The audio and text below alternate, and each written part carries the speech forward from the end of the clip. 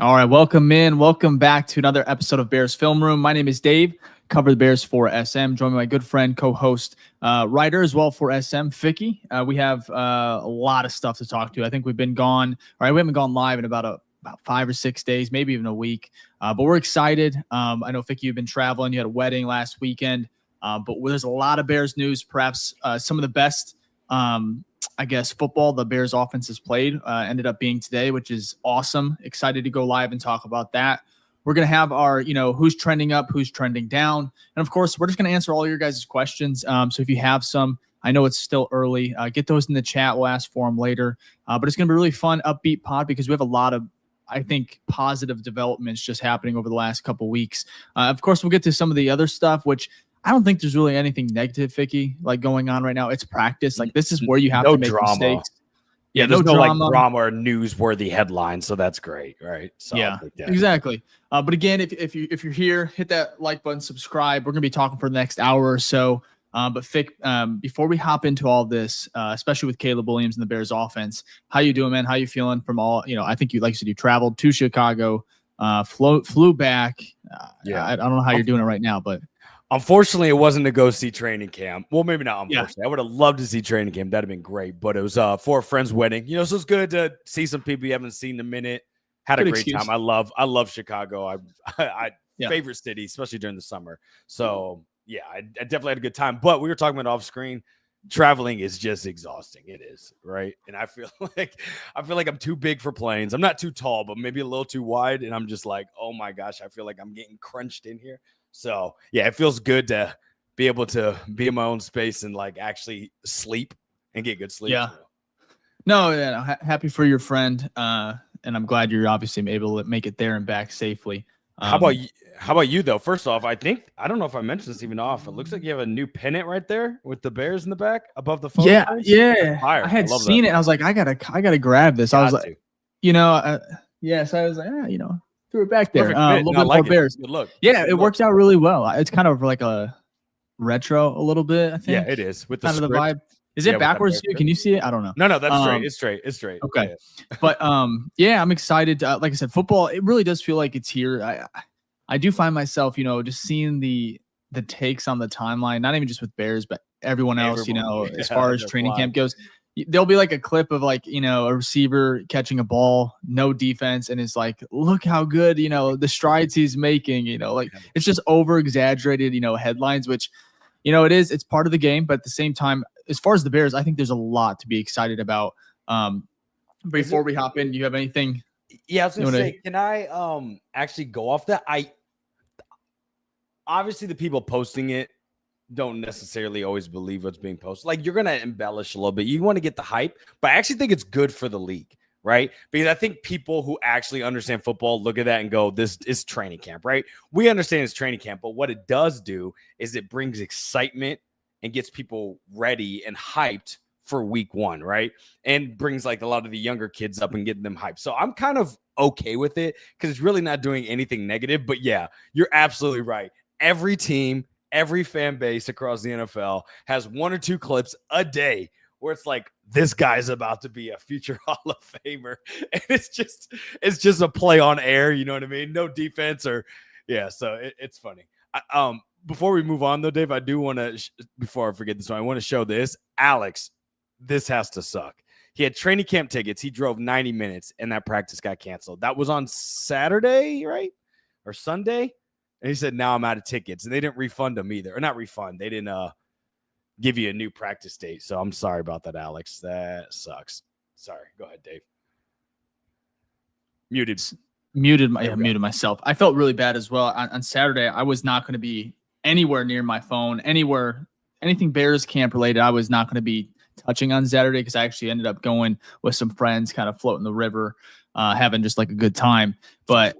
And then I found out that morning as I was kind of getting ready for the trip and everything, I was like, it's raining. It's not, I don't even think it's gonna be open to fans. Ended up getting canceled. Felt terrible because I know a few people that were going as well. So the thing that really stinks is they're not even refunding or giving them another day, which it makes sense because there's just limited, capacity. But definitely feel for anybody there. Hopefully you can find some tickets later on. I know I know I see a couple giveaways and such going on, which is, I just wish it was just a little bit more.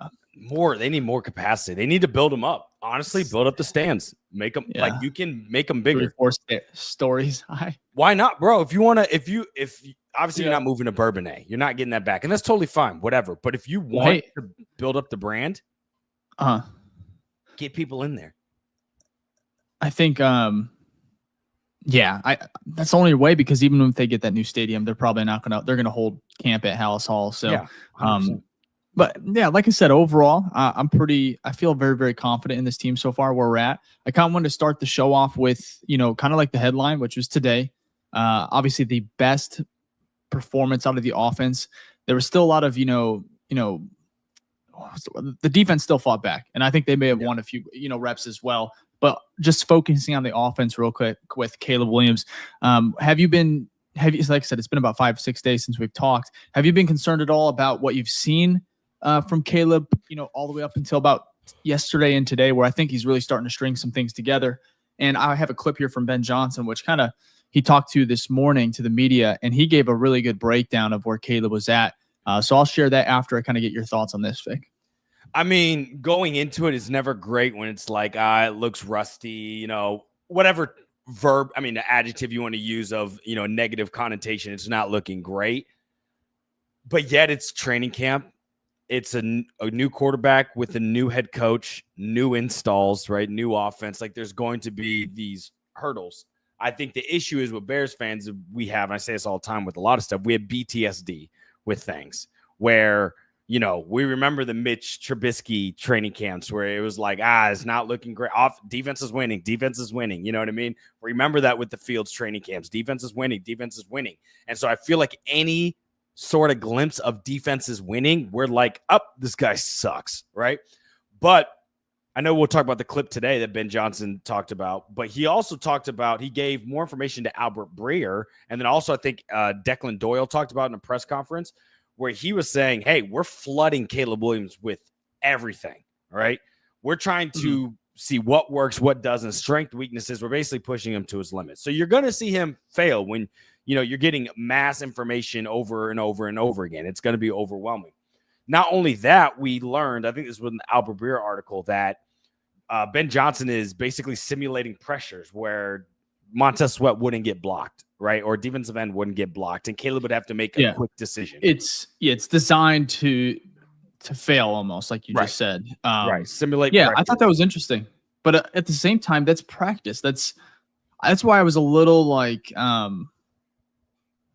I wasn't like going all in on. I wasn't buying that it was just like a complete mess, And we talked to DBB, who's obviously close with the team, and he's even said that there's been rumblings. How he talks, and he's gonna be on the show. He's supposed to be on tonight, but he had some things come up, so he'll be on next week, and he has some really, really good information that he's going to share with us just about camp, and of course he has a whole nother week of getting info, kind of gathering that. But he said that although there's been rumblings about maybe just Ben Johnson showing that frustration, or he's been frustrated with Caleb.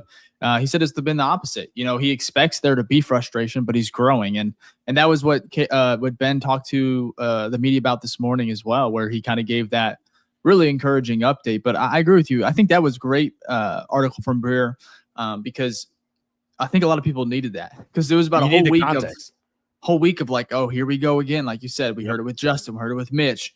I mean, at the same time, defenses do start faster. Stronger. It's always the case. However, the Bears fought back the last couple of days, and that's important, and they got to continue to build on it. But if you want, Fick, before we move on, let's go ahead and pull up this here, and I'll share that clip from this morning, and then we'll move on to some highlights, because like I said, the offense, there's one highlight that I'm upset about, which I'll get to later, because it's not really a highlight, but should have been. And I think you know what I'm talking about. Exactly. On that deep ball from today. But here is Ben Johnson. I guess it would be important if I share my screen.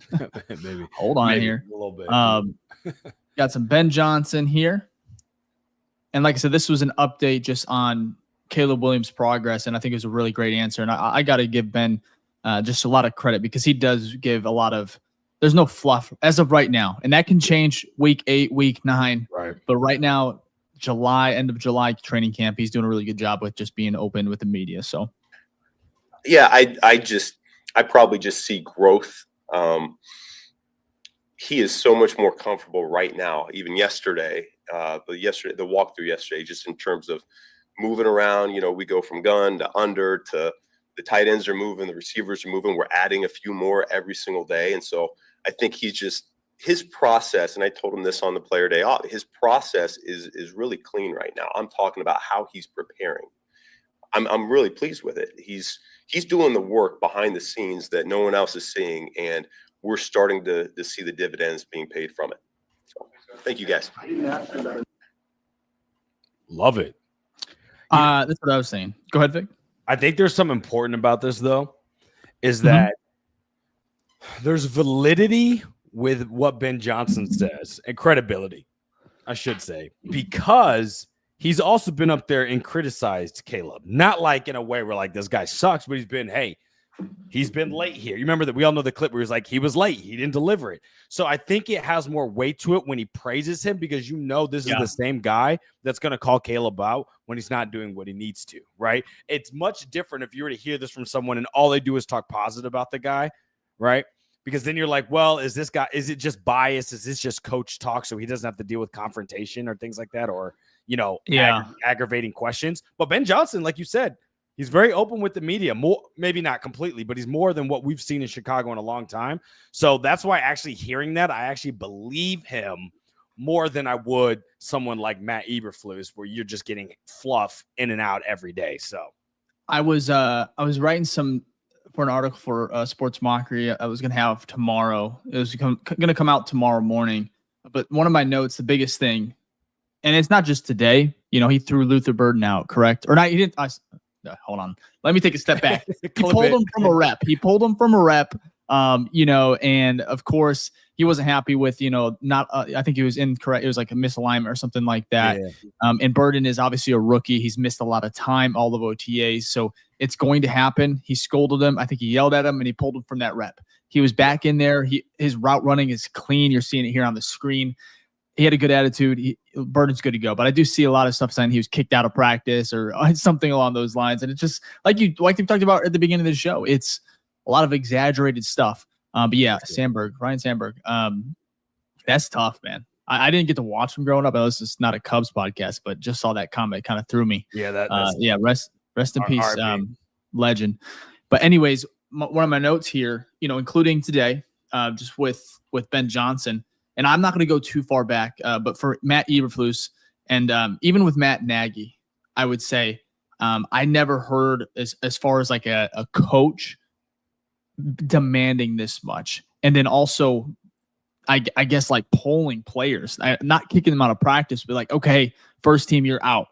We heard that last week where the whole first team, whole unit was just not, I think it was the first or second day of camp. Yeah. Wasn't lining up, something that Ben Johnson expects them to know.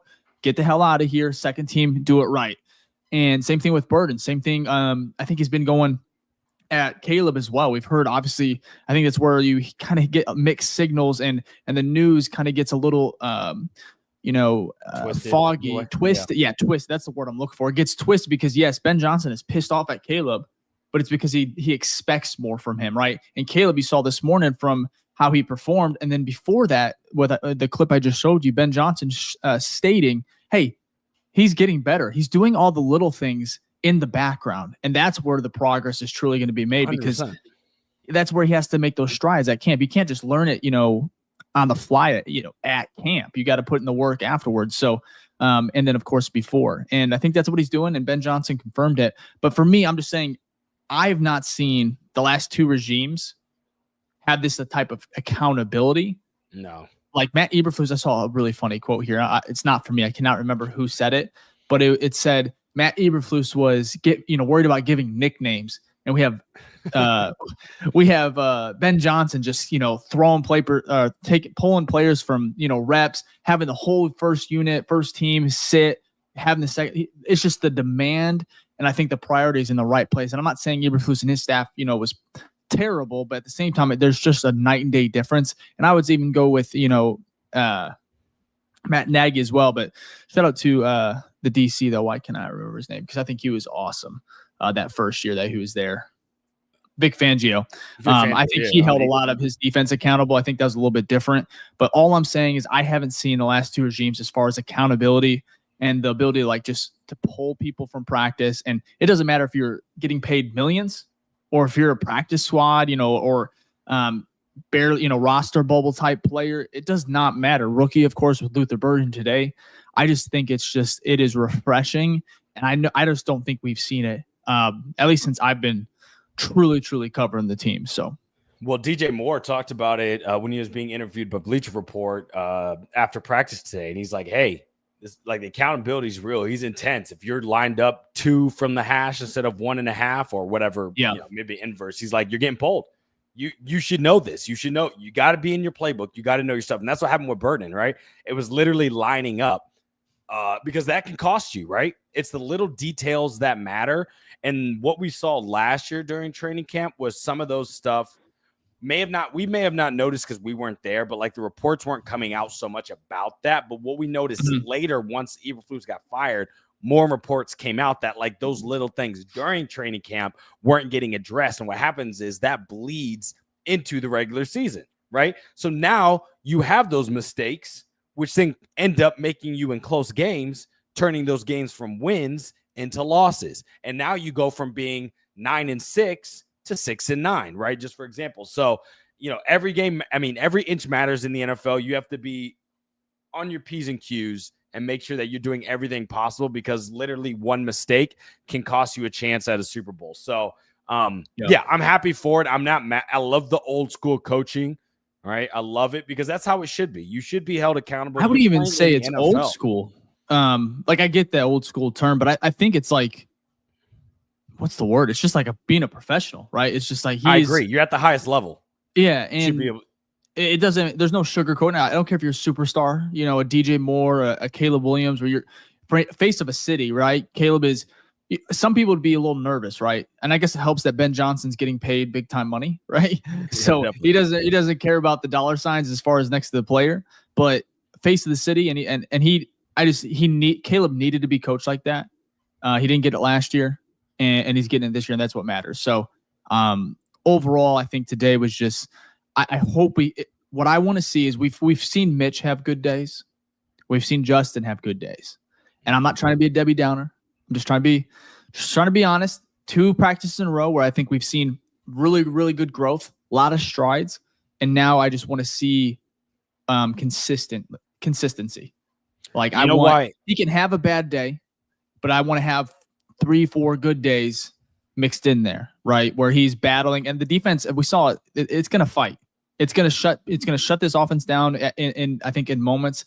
I think there was a 2-minute drill where it was 4 straight stops or something. It was they didn't get the first. It was ended up being 4th and 15, and they ended up just and Montez Sweat's over there yelling at him, get your ass off the field. Yeah. And I think that just shows Dennis Allen. These guys they're going to be tough. And I didn't even have JJ back. So to kind of add more context to your first comment here about, you want to see more, consistency, which is I do too as well. Why I'm a little bit more hopeful than I was of Mitch and Justin. I'm very results based. We saw last year, a rookie year, that I think everyone could agree on. That's the best rookie year of a Chicago Bears quarterback in their history, right? Was it perfect? No, but were there a lot of things there statistically and from the eye test that give you a little bit of hope? Yes. So with Mitch and Justin, it was a little bit harder because you really had to pull on little things throughout practices to really instill that hope, right? Because you hadn't seen it on the field. And so that doesn't mean that there aren't a bunch of areas that Caleb needs to improve on. It also doesn't mean that Caleb won't have a rough start, first 4 weeks. That could happen. This is, again, a whole new system that he's having to learn. But I will say, I think my faith in him is going to be further than what it was with the other guys, because at least he has a season under his belt, right? 3,500 yards, 20 touchdowns, 6 interceptions, where I go, okay, that's good enough, that I can kind of not be panicking from the beginning. But I agree with you. And what I think is actually great, though, about this, I don't want to see Caleb every practice is offense went crazy, right? Every time. Because that means our defense is garbage then, right? what I like is a mix. So we saw yesterday, it was like the defense kind of won the day majority, but in the 2-minute drill, the offense marched down the field and got in field goal position. Great to see. Today, it was like the offense dominated most of the, maybe dominate is not the right word, but the offense kind of won the day. But in the 2-minute drill, you saw the defense. Yeah, you saw the defense kind of hold their own. So I think that's good because, again, iron sharpens iron. And at the end of the day, right, we want Caleb to be amazing, but if our defense gives up 35 points a game, we're not winning shit. So I say all that to be like, I kind of like the good mix in between where you see enough like we did today and you feel like I'm good with that.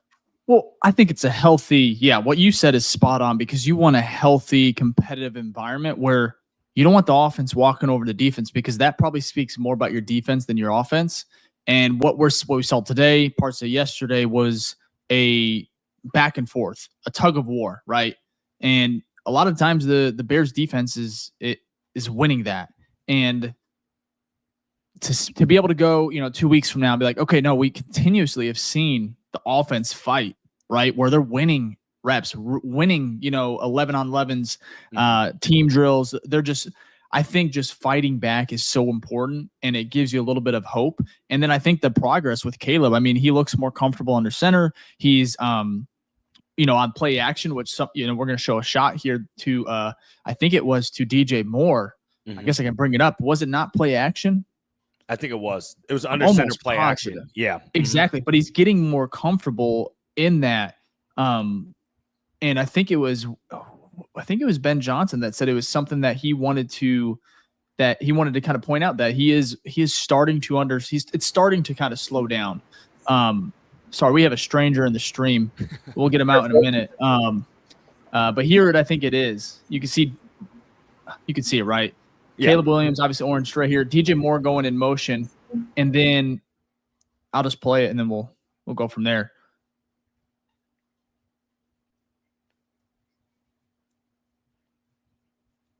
And that's where I'm pissed off with Kyler Gordon. I'd be like, okay, that's a penalty you want to commit probably 9 times out of 10 because it's probably a touchdown.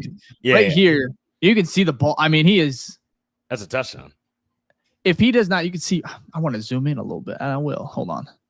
Can I zoom in on this? I can't. It's like at the tip of his finger. Yeah, you could see, but just a second before Kyler Gordon, he obviously pulls DJ Moore down. If he doesn't, this is a highlight. This is probably doing crazy numbers on social. The Bears social team's probably gonna probably send it out as well. Instead, we're gonna see the yellow flag here in a second. But this deep ball right here was play action, right? Messing with the defense, and that's something that Caleb playing under center is what Ben wants to do more. Is it going to happen in year 1? I have no idea. It's crazy because no one's really talking about it as much. We've talked about it on this podcast, which is why you should like and subscribe to this podcast. But Caleb is a lot under center. And actually today was focused a lot on the run game. And as we know, and what I predict, I could be wrong, but I'm assuming this team is going to be very run heavy because that's what he was in Detroit. So I think under center, play action Caleb, love seeing that because I actually think when it comes to week 8 and we look back at some of Caleb Williams' biggest plays, it's going to be a play action under center. It's going to be a fake zone to the left. He rolls out to the right, bootleg up. Look who's downfield is DJ Moore because the linebacker's bit. I don't know, he's running a wide cross. Boom, hits the DJ runs it in. So maybe not that exact play, but that's my point is getting the defense on their toes because we're running it down their throats. Pause. And he doing a deep ball. Am I crazy to think that Caleb could have sold this a little bit longer? I wonder if it's a quick one though, because because you see DJ Moore kind of in motion going fast. Yeah. Okay. I just I don't know. I'm not in the huddle. I don't know. I'm not going to critique it like that. I'm not going to be that guy. I just was wondering. I was like, maybe. But Austin Booker here. Look at the line too, though. Can we talk about that? Good Lord. Look at this. Just clean. I know the pads are on, but you like to see it. And this was a very live practice here, and it looks like we had a super here. You want to get to that, Fick? Thanks, Jack, for pulling that up. Leo here. If you're new, Leo, let us know. $5 super chat. Really do appreciate that. Said, hey, guys, how often will you be posting before the season starts?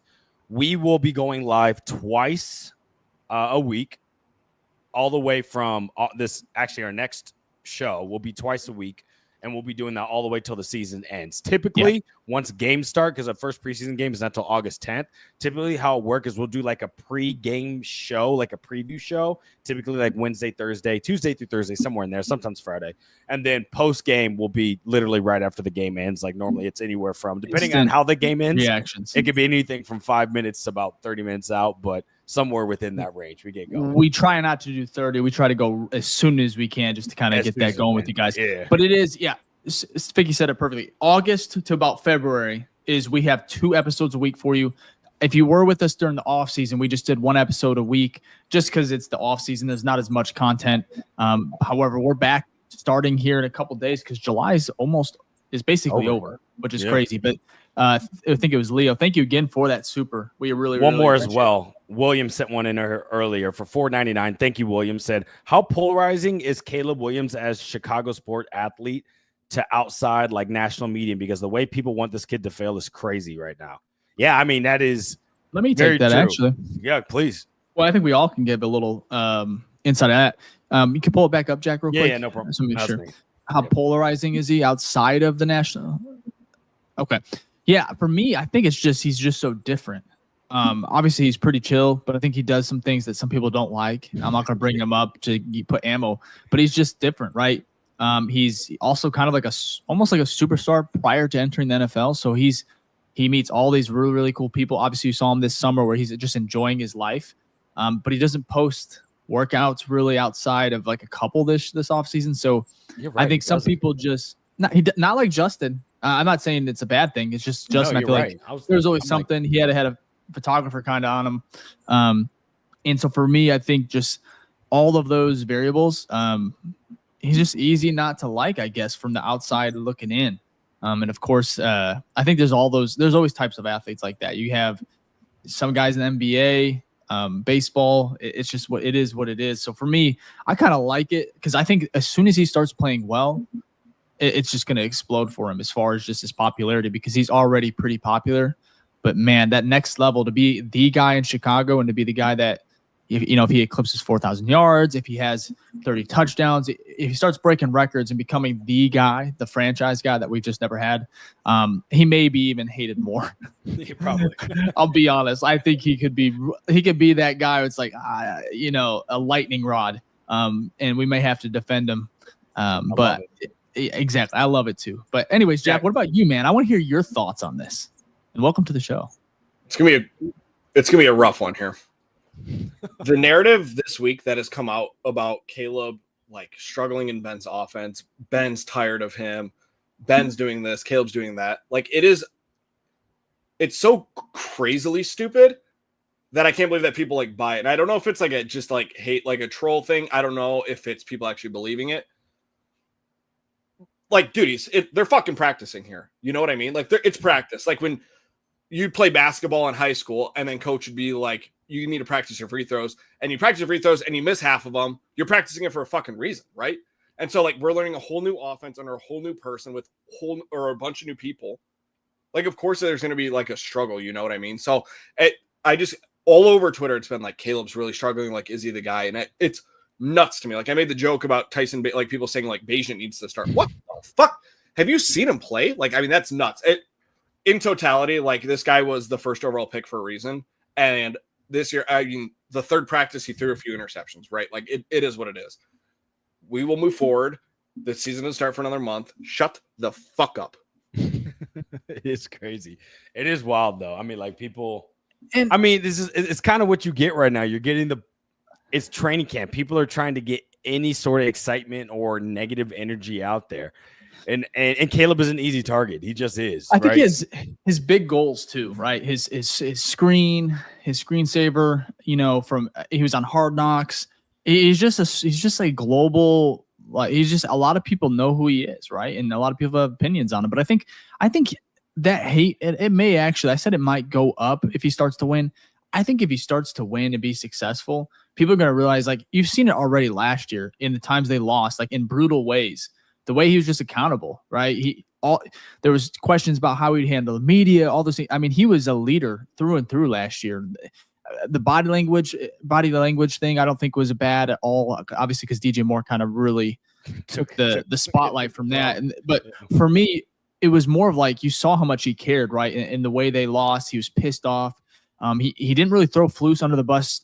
Maybe once he kind of may have done just with some of the, I think, his post presser, but for the majority of last year, he handled the media, handled the losing in a very, very well, in a great way. And hopefully this year we don't have as much of that, but I think it could turn some people's opinions around in regards to how he's viewed if he starts to win and then maintains that. I think he's a likable guy. Anyways, I don't know how we're getting to it. Super chat. At the end of the day, winning cures everything. So you start, and also it gets to a point, right? If you don't like Lamar Jackson's shown you over and over again that he's that guy. So now when you don't like him, it's understandable that you just don't like him as a person. You know what I mean? Because now you're just a hater because he proved that the guy's good. Or insert any other person that's been good consistently for years on and year end. So that's all it is. The results. Yeah. If you can win, if you can start putting up numbers, boom, people will be quiet. Absolutely. I think that's a great question. And that kind of leads me to this. If you guys have questions, put them in our chat right now. We will go ahead and star them. We'll have Jack bookmark them, and we'll answer them as the kind of near the end of the show, whether it's training camp, season predictions, just whatever it is, send them in. We'd love to answer those. And thank you again for both those super chats. We truly appreciate it. If you can, there's no pressure to, send in a super at all. If you can just hit that like button, there's a lot of you guys in here on Twitter, YouTube. Just go ahead and hit that like button. We appreciate it. Before we move on, let's do our mid read right now, because it's about halfway through the show. So like Trappa Keepa here with the beautiful dog as Abby said, hit them likes. We really do appreciate it.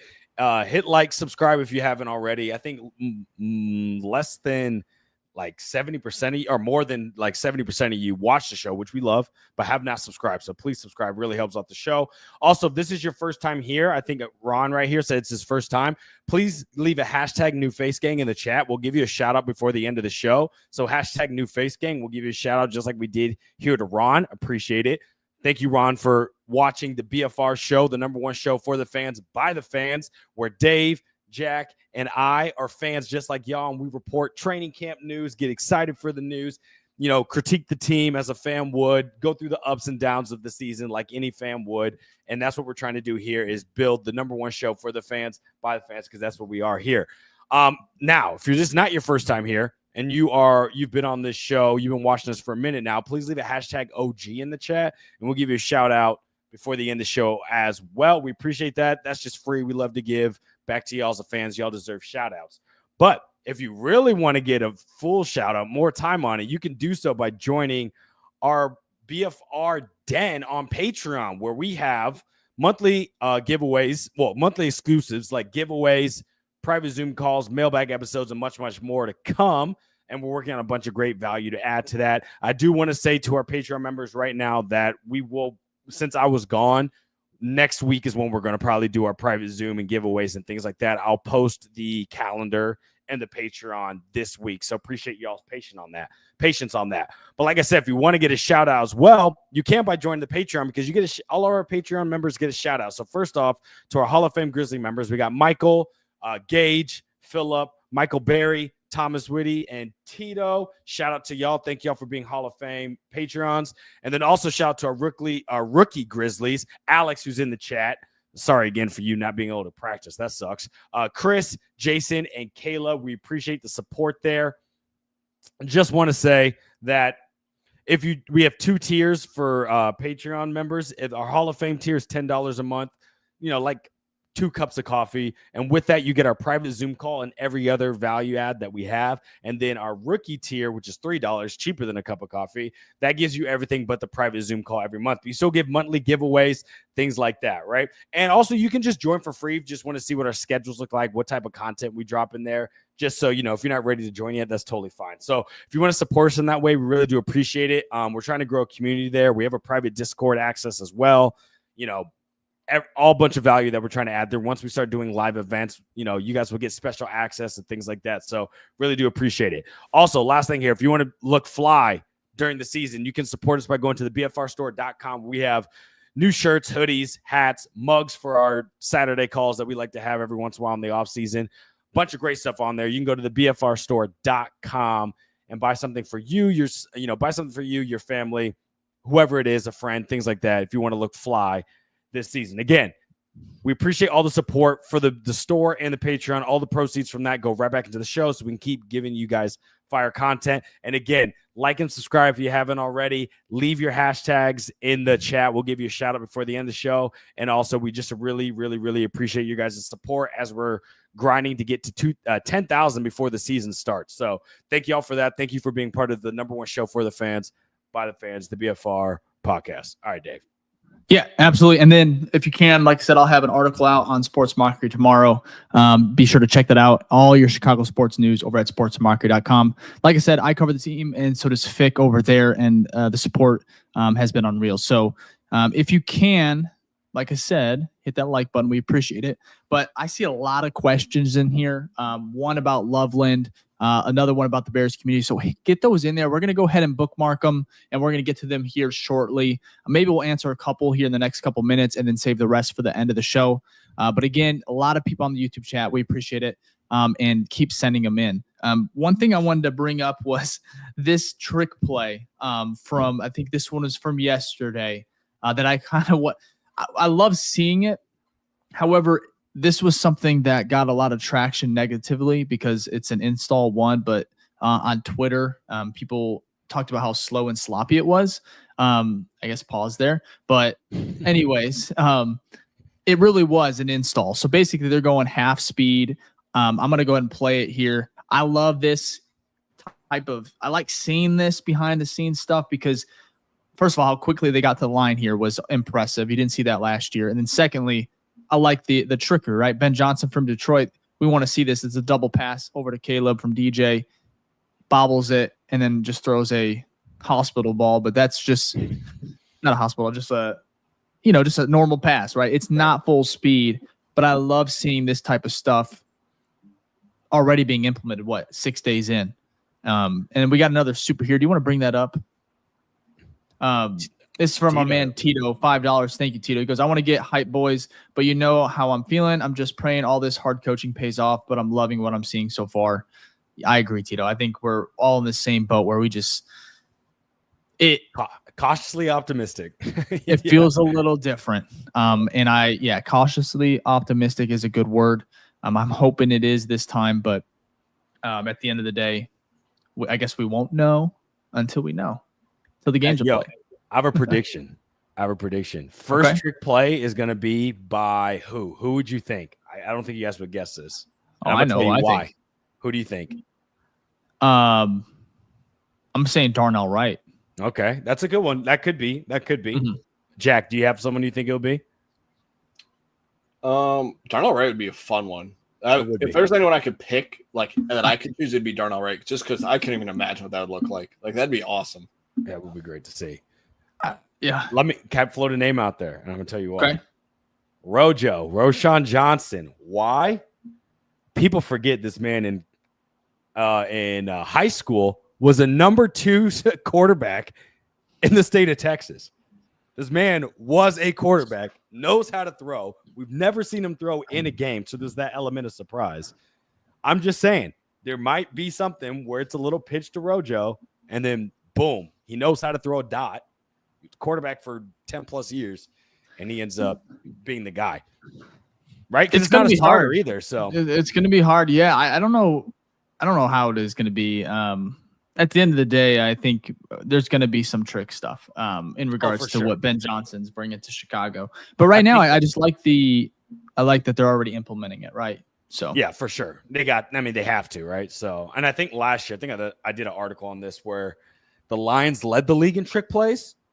And I think the guys who are next in line were maybe 10 plays less trickery. So they had a big gap from first to second. So obviously Ben Johnson's and maybe not as much as what he did in Detroit, because Detroit's offense was in year 3 and already humming and gelled together. But I bet you this offense will still be top 10 when it comes to trick play count. Yeah, I don't even know I wonder what the metric in as far as like winning and trick plays goes. I know the good Detroit question. Lions last year were awesome, but I don't think that's probably a good benchmark. Probably. Yeah, I don't know. not. Anyways, I mean, yeah, that's a good question though. It is. I wonder what the correlation is to that. Like, because normally if you're doing a trick play, either you're up and having like you're really up and you're having fun, or you're so far behind that you need something to get the offense going. You know what I mean? Like some trickery on fourth down. All right. So I wonder how that correlates. Real quick on the trick play. Yeah. Wouldn't you rather like see your team struggle like a trick play or something different than just watching a guy like throw 10-yard passes all day? Like to me, it's more exciting to like rather than watching Caleb like fluidly hit DJ Moore on an out on 10 yards. Like it's fun for me that we get like the trick play mastermind and we're watching him like teach everyone and everyone learning it already this early into camp. But doesn't it make practice, sense? Yeah. During practice, absolutely. Like that's more entertaining. But in a game, I will take a 10-yard out anytime because that means for sure. Yeah, like right, exactly. So because I saw a lot of people shitting on the trick play too, like what Dave was saying, and everyone's struggling and it looks slow in JV is what everyone used. Like I'd rather watch these guys look like JV now, and then week 3, it's an NFL team doing it, and we're scoring 80-yard touchdowns off it. You know? Yeah, I agree. I like that you said week 3 too, because week 1 I still feel like there's going to be some hurdles. I feel like it's going to take a little bit. Week 3 the season starts. I'm petrified. Let me can we bring up that question about Loveland, or that I think there was a thing about how good Loveland's looking, and I think there's a lot to be excited about with him. I think he may be, because I want to get to the questions, but as far as like who's trending up, I wanted to kind of start with this one with Loveland, because I'm seeing right here Loveland is going to be a problem. I think turn this music down so we don't have to listen to that. But this is just a simple route here from Loveland, which I always think they always look so slow in these videos. But I know he's fast. Like, I know he's fast. Like, trust me, I know he's fast. And he has a lot of wide receiver traits. He just looks like like a receiver sometimes. Obviously, he's huge. He's big. Honestly, he's almost as big as Komet. I think he's got to put on a little bit more weight, especially with that coming off that shoulder surgery a while back. And he said he's 100%. He's just kind of learning how to fall on it again. But all in all, he's back. So, but for me, I think as far as trending upward, go ahead. Thought on the 2 towels. Can you do 2 in the NFL, like in a game? I've never seen anything like in my life. No, you can't. I didn't even notice that. Humid and hot. I mean, these guys. It has to be. You got to. To be honest, I was just awkward. in Chicago. It was humid as can be. It was raining a lot, so you're probably right, Dave. Yeah, it looks awkward. But is that 3 actually? It looks like he's got 3. Let me see. 1 on the front right. No, it's only 2, but still, I think it's his gloves on the left. Yeah. No, can't do that.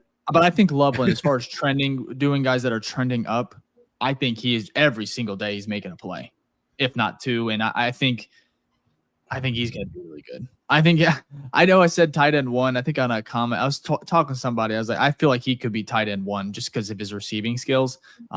Just way better than Komet. Komet, you'll see here another clip where he's doing a little dirty work. I think it was a quick pass to DJ Moore, and he's just blocking his ass off. Komet was, and I think it's kind of where he's going to shine too. Obviously, he can make a few plays with his hands, but I think Loveland is just.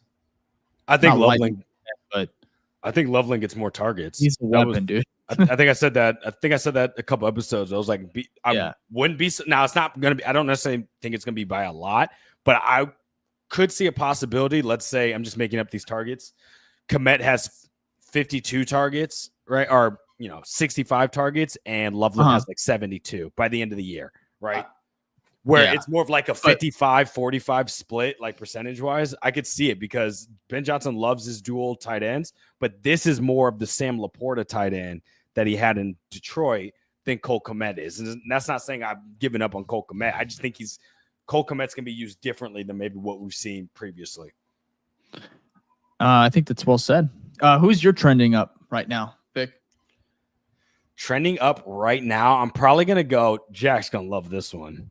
And this might be more recency bias of the last 2 days, but Kyle Monungai, right? And why I say that, it's not because of necessarily the big plays he's making, but he's been, what I've heard from reports, he's been really solid at pass protection. And the man has been getting, today on the because today was tackling and pads. He got rocked like 3 or 4 times and got right back up. And Ben Johnson, not that matters that he got rocked, but the fact that you tie that in with also the fact that Ben Johnson gave him high praise in the presser as well about, how well he is and he knows the playbook and things like that. Great signs to see. Does that mean he's going to be a week 1 starter he's going to be starter by week 3? Hence, Jack? Absolutely not. But I do think he is trending positive in the right direction. And I'm excited to see, how that translates to snap count once, we get close, week 3, week 4 into the season. Manangai, Kyle. Interesting. I like it. Jack. Jack's what guy. You know about him?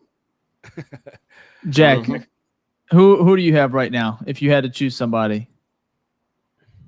Well, first I'll do the fake answer, Luther Burden. Thank God he's back. Kind of was worried a little bit. Because the only reason, and I know we touched on this already, Fair. but just a little worried of that whole because he's cool. He's really cool. He's a cool guy. He was in Mizzou too. He was always had this aura to him. I don't know. And so when guys, as any athlete really, have that and bring it with them, it's scary a little bit because they have a brand to sell too. They're not just playing football, they're selling the brand. But someone like Ozzy Trapillo doesn't have a strong brand. So he's just there for football. That makes sense. But shout out Luther. Glad he's back. Mine's going to be the whole defense. It's not like defense has played really, really, really well up to this point. And I vividly remember this conversation last year when we said a difficult thing with training camp is it's awesome to see the offense strive, but then you're worried that the defense is struggling. And then when the defense strives, then you're worried that the offense is struggling. So it's a really hard thing to justify, I guess, or create a case for. But at least today, the defense has played really, really well. Can I give some? I agree with you, Jack. Can I give some honorable mentions? Ozzy has a brand. You see him, he's his brand. Dude. He walks out of look at Ozzy right now, number 75. That is his brand. He's a giant. But I agree. We know who he is. Yes, dude. No, that's nuts. And it's nuts. If I went to Cincinnati, downtown Cincinnati, I said, tell me who Ozzy Trapillo is, they'd be like, who the fuck is that? The giant one sitting that can't fit in the car. Right, he's cool. And I hope he'll have a brand. Yeah, I get what you're saying, though. Luther Burden, he reminds me of people are going to be like, this is crazy. So you know how I'll be honest, Justin, I've seen New York Jets, they post about him, right? He still looks so fucking cool. Let's just be honest. He looks cool. It's simple as that. He always has. Just looks so fucking cool. Same with Luther Burden. He just has that where it's he walks in a room. Yeah. He doesn't have to try. And it's just, he looks awesome. Looks cool. Pink cleats. Only guy wearing pink cleats out there. It's awesome. I agree. Ozzy, though, I think he has a brand. Cool. No brand. He's a very cool guy. No brand at all. Yeah. I would, as part of being a lineman, I will say, though, if you wanted to go, trending up, Ozzy 100%. Ozzy's definitely in there for trending up. And then also there was a comment here. I want to give a shout out to this one here. JP Richardson. I know it's a joking matter, but the man is literally in the limited opportunities he's had, he's shined. I swear every day when I'm doing the recaps for our page, collecting all the tweets and whatnot of, the recaps of the day for training camp, there's always a JP Richardson tweet out there. So, you got to give credit to where it is. Is he going to have an impact on the season? Probably not, but shout out to him because he might be finding himself a roster spot due to his performances. So, also, can I transition to the trending down? And I only want to go first here because I have to go directly after what Jack said and kind of what you said, Dave. You said he looks cool without even trying. Well, I need this guy to try just a little bit more because my trending down is actually Luther Burden. And I'll give you your reasons why. First off is injuries never help. So he's kind of been trending down over the offseason, not due to performance, but lack thereof of not being able to be on the field, right? That has, an impact. Not only that, the main reason is because that missed time, I think we're starting to see it, poke its head with the past 2 practices. He has not lined up correctly a couple of times. I'm pretty sure in the 2-minute drill, they didn't throw him out because it's 2 minutes and you're going quick, but I'm pretty sure he lined up wrong again and they lost. It was a false start or misalignment in the formation, a 5-yard penalty. And so, I get he's still trying to catch up from the time missed, but you gotta know the playbook. And I'm only saying this not just because of what reporters said, but because DJ Moore basically called it out on Bleacher Report, where it's like, you have to know this stuff, right? Because he didn't know. They asked him, they're like, so what advice did you give to Luther Burden after he got kind of tossed out of a rep? And he's like, oh, I heard coach yelling, Ben Johnson, but I didn't know it was Luther Burden. But my advice to him would be, live in your playbook. In essence, I'm paraphrasing. Like, you have to know this stuff. And that's what he was talking about, like lining up on the hash and things of that nature. So is it the trending down doesn't necessarily mean performance wise? Like, I still think he's going to be a dynamic player for us, but we have to call a spade and say, hey, you got to get this stuff down, or you're not going to give the opportunity. You're not going to be given the opportunity to, take that starting role. And Zacchaeus hasn't had any of those issues, and he's looked decent when he's had those times. So that's who you're fighting for that roster spot. Well, first of all, he has a roster spot. But he's sorry, I meant the depth. Depth chart. Yeah. I think Luther's too talented, and I think he's going to get it. He's smart. I mean, he's not a dumb player. So I think I think that Ben Johnson being hard on him, same thing with Caleb. He just expects more. He expects more from everybody.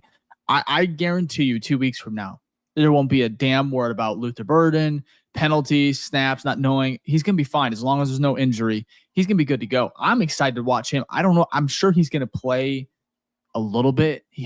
Depending, I think he's going to play a little bit at as far as preseason goes.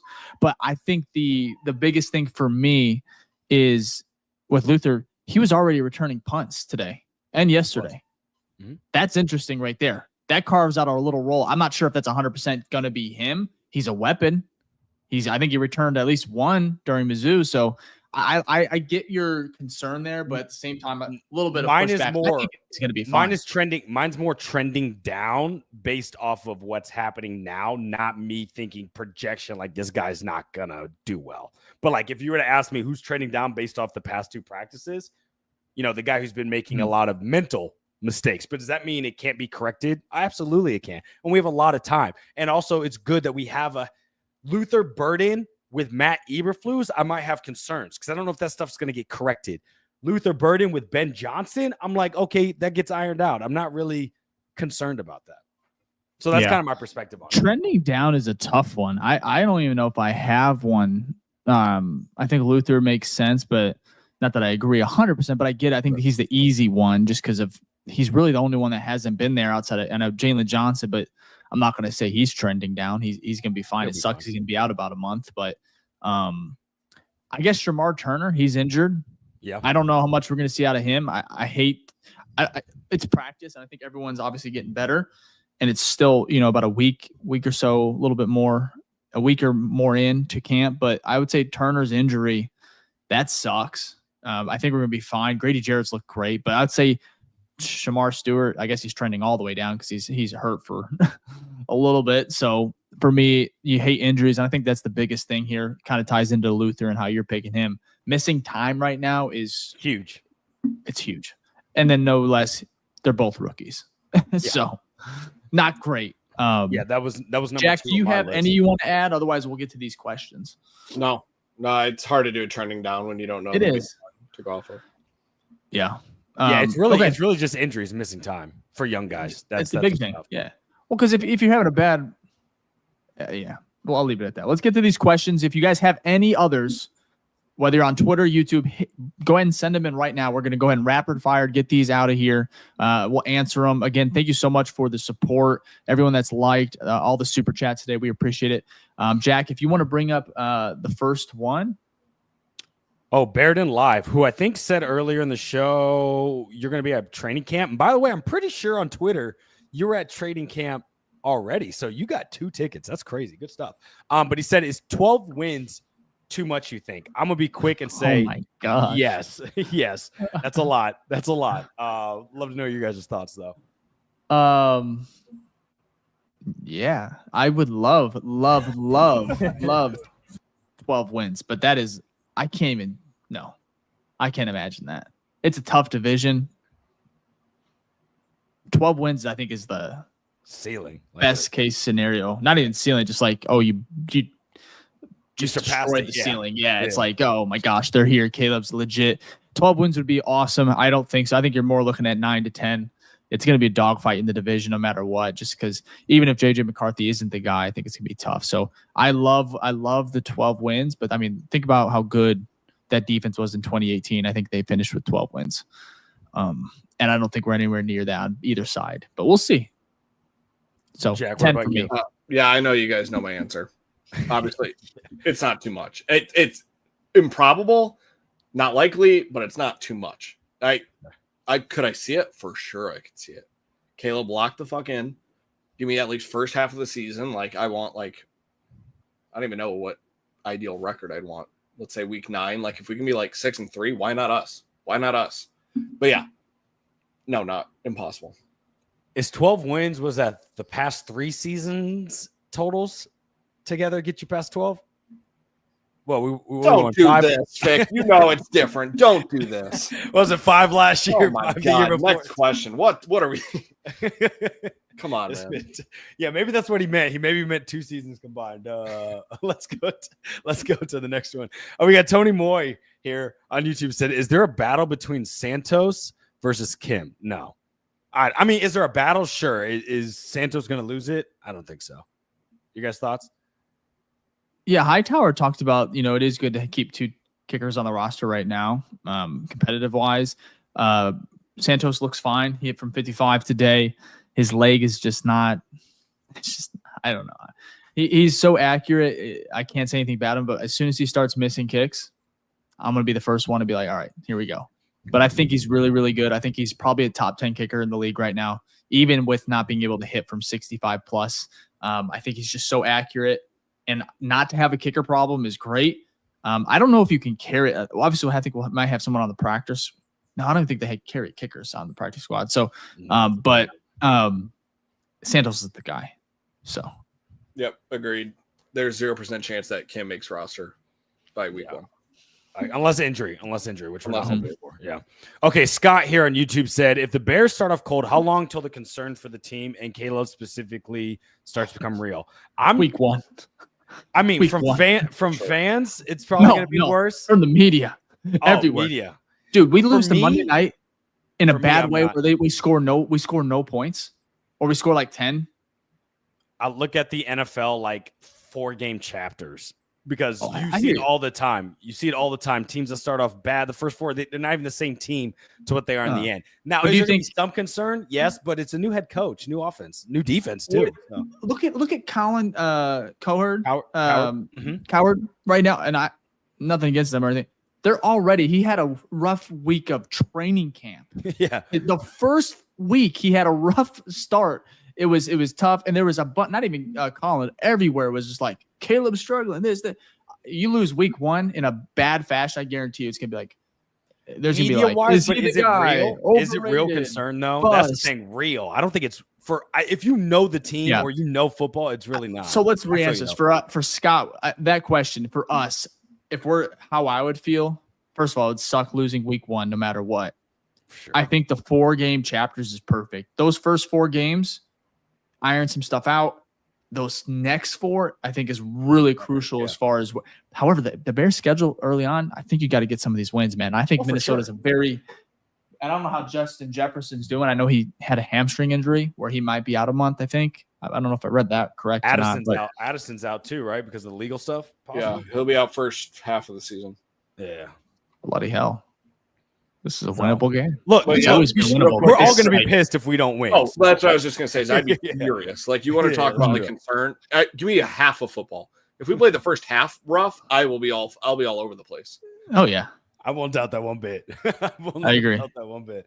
But I think real concern after those first 4 games. Yeah. Anything? Give me more of a data sample that I can feel confident about. Okay, here from AOP on YouTube said, what do y'all think of the Bears community / media guys love to hate and hate to be hopeful, always looking for negative and want to be hopeful, but they're always looking for negatives. I mean, look, it's their job. Their job is to get headlines and clicks. And so I can't be mad at them for doing what they're trying to do. You know what I mean? It's been like that since the history of the world. Newspapers, go back to the day. It's all about headlines. There's big So people get paid big bucks just for. Well, I joked yesterday when Luther Burden returned. I said the first thing the radio waves are going to be talking about is, did he return too soon? Yeah, right? Like it's just part of the cycle. I think the majority of Bears media is fine. They are very, very truthful, honest, but there's always going to be either down days where you got to figure out what you're going to talk about. But it is what it is. Just follow who you want to follow. This isn't just a Bears siloed thing. This is all communities across all sports. Yeah. So it's okay. People have a right to say what they want, right? Because we'd be saying some stuff all the time. Ignore it, move on, follow who you want to follow, support who you want to support. Yeah, Jack, did you have anything? Did you have anything for that one? Or no, I agree. Like I think most of us, if anything, are like delusional fans who will always say like we're the greatest team ever. So yeah, like Dave just said too. It's funny too, because when you think of the name fan, it's short for fanatic, which is in essence delusion, crazy, excitement. So it's all part of it. So just take that in. Do we have any more? Oh, you literally put one up here. Thank you, Jack. Cornelius Squalls. I kind of like that name. It's like fancy. But anyways, on YouTube said, which running back has looked the best so far? Swift. Yeah, probably Swift. I'm really shocked about Roshan. I haven't heard anything good about him. Yeah, I haven't heard anything negative, but I don't know if I've heard like anything. That's a negative. You think he's not a rookie. We've heard about Kyle Monangai a little bit, and maybe it's because he's a rookie, but true. Roshan is a little worrisome there. That's because they're saving him for the trick play. Yeah. That's it. But that's why. Today there was a what I really liked was a play today with Caleb. He got the ball out really quick to Swift, kind of on the right side, and Swift danced around, just does what he does on those out kind of like, check downs essentially. This one kind of looked designed, and I think Swift is I think he's going to have a monster year. I'm going to stand on that. I could be totally wrong, but I think he's just due, and I don't think they're going to be replacing him. So I think the touches are going to go to him. He's dynamic. And then the Bears, defense have to worry about a bunch of things now. Loveland, we talked about earlier, Burden, DJ Moore, Roma Dunze. Obviously, Caleb's hit his legs. And I think Swift could kind of get forgotten a little bit, especially on some, second down, third and long. Check it down to Swift. He picks up 14. We saw it last year. So I think Swift easily. And, that room's kind of thin. I know some people are high on Monangai, but.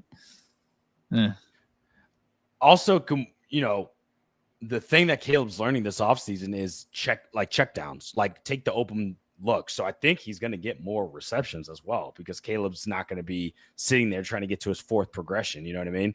He's going to be like, this is open. Boom. There's a quick 4-yard catch for DeAndre Swift, right?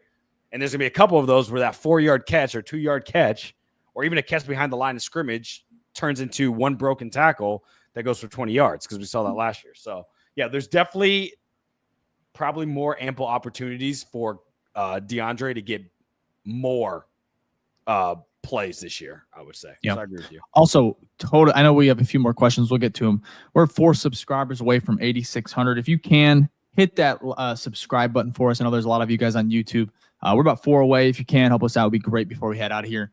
And let's go ahead and finish up a couple more questions. Jack? We got an OG here with Giovanni. He said, do you think Scott makes the team?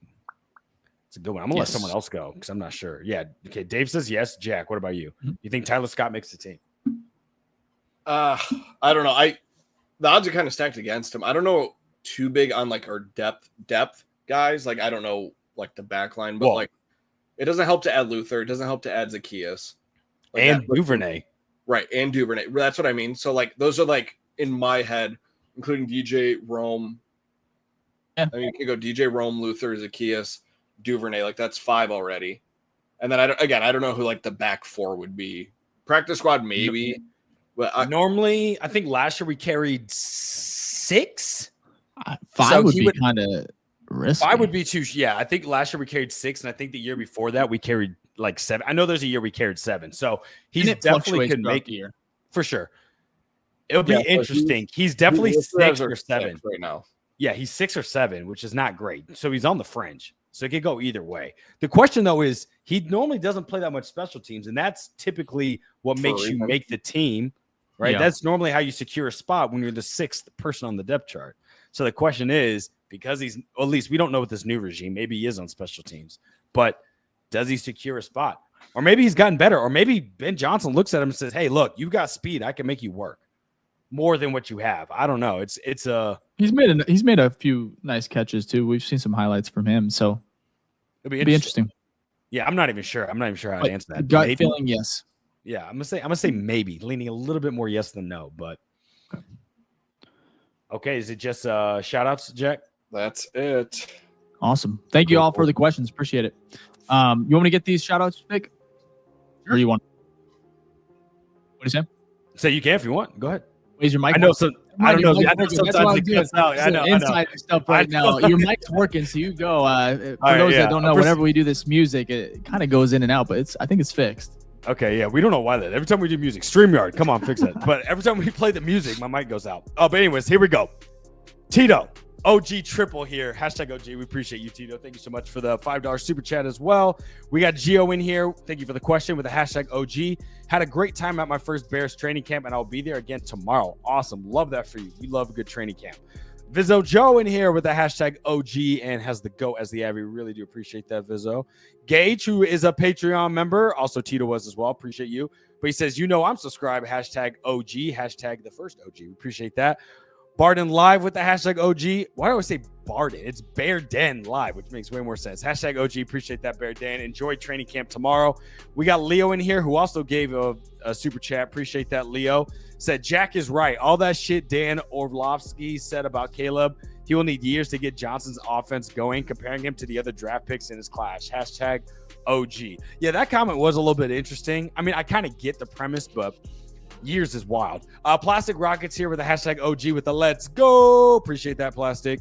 We got Zay Tiggy in here with the hashtag new face gang. Love the cowboy hat. Appreciate that, Zay. That Dan O stuff was funny because all I saw in the comments was him running out. No, just a picture of him stepping outside of that. Yeah, and it was like, when are you going to learn this? He really can't. It's tough, man. He can't let it down. Yeah, it's basically his butt fumble. You know what I mean? There's no way living that down. So it's way worse because this man is just locked in, thinking he's. Anyways, appreciate the support. We touched on it earlier. Back to 2 episodes a week, starting in August. So our next show will begin that. The support's been unreal. If you can hit that like and subscribe button. We'll be back. Our end of the week? We'll be back very soon. I don't know when, but we'll be back shortly. We'll be back. So again, we appreciate everything. Bear down. We'll see you soon. Peace.